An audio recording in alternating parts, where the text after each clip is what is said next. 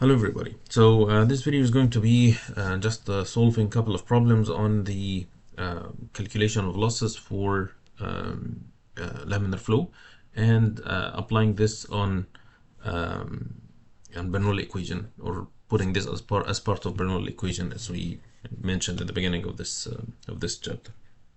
So this problem, we have a swimming pool that's being drained through a very long small diameter hose. So it has very small diameter and it's a long hose, and it's smooth of inner diameter of 6 millimeters. So this diameter of 6 millimeters and length of 65 meters, and the horizontal height difference between the pool surface and the outlet of the hose is 2.2 meters between points 1 and 2, and we want to calculate the volumetric flow rate in liters per minute at the start of drainage, meaning that when the height is still 2.2 meters, and we know the correction factor, kinetic energy correction factor, is 2.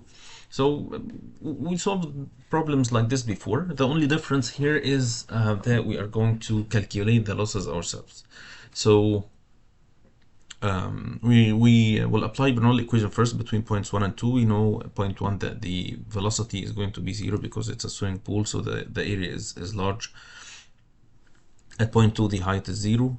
Both points are at atmospheric pressure, so and there is no pump, there is no turbine, so the equation will be only that the height is equal to the kinetic energy and the losses. So this is what we have. So if we check the information that we have for now, of course we know G, we know L, we know D, we know alpha, but we don't know the friction factor. If we know the friction factor, we can calculate the velocity, and from the velocity we can calculate the volumetric flow rate. So this is a laminar flow, or we will assume it's a laminar flow. And one thing that we can depend on to make this assumption is that it's a very small diameter. It says through a very long small diameter hose. Small diameter will most probably be a laminar flow. And for now we haven't covered the turbulent flow yet, so we can make this assumption and then we will check on it later. So if we assume it's a laminar flow, then friction factor is 64 over Reynolds, which is 64 times mu over rho u to d. And we can plug this friction factor in this equation, and now we have the equation with u power 2 here, and then this is u2 in the denominator and u2 square in the numerator, so it's going to be just u2. So looking at this equation, it's we know everything now. We know the diameter, we know the length, the viscosity, the density. Of course we know the density and the viscosity because we know it's water, so it's already a piece of information that we know. We know the kinetic energy correction factor, so it's going to be an equation that is second order polynomial equation in u2. This equation will have two roots. One of them is positive and one is negative, so we will ignore the negative root because it's a mathematical root, it's not a physical velocity. So the positive value is 0.371 meters per second. So to calculate the volumetric flow rate, we will multiply this by the area of the pipe, which is pi over 4 d square, which is 0.006 meters. So this is the volumetric flow rate. And to confirm that this is a laminar flow, or we'll first multiply it by 60,000 to convert this from meter cube per second to liters per minute. And to confirm that it's a laminar flow and that the assumption that we made is a right assumption, we can calculate Reynolds number, and we found it to be 2227, which is less than 2300, so it is a laminar flow, and the assumption that we made is a valid assumption. So this is the first problem. For the second problem, we have a horizontal or a pipe where oil is flowing with, we know the density and the viscosity of the oil flowing in the pipe, and the diameter of the pipe is 28 centimeter. We know the average velocity is 0.5 meters per second, and the length is 330 meters.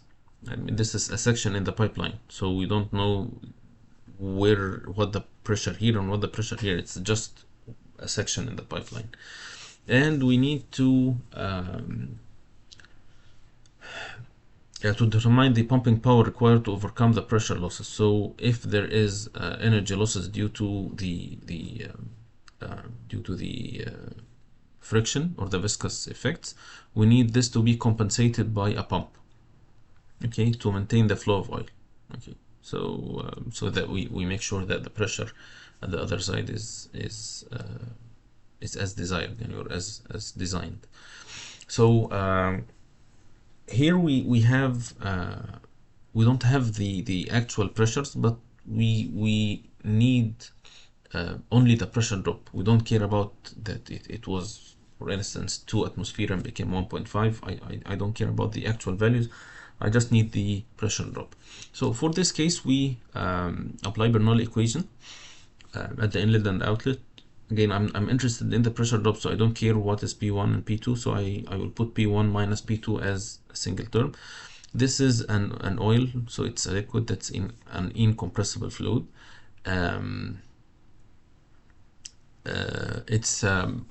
We don't know anything about the pipe being or tilted, or the 2 points at different elevations, and the figure is horizontal, so we assume it's a horizontal pipe, so the same height, so the same velocities, the same height. There is no pump, there is no turbine, so the equation would be delta P equals rho GH.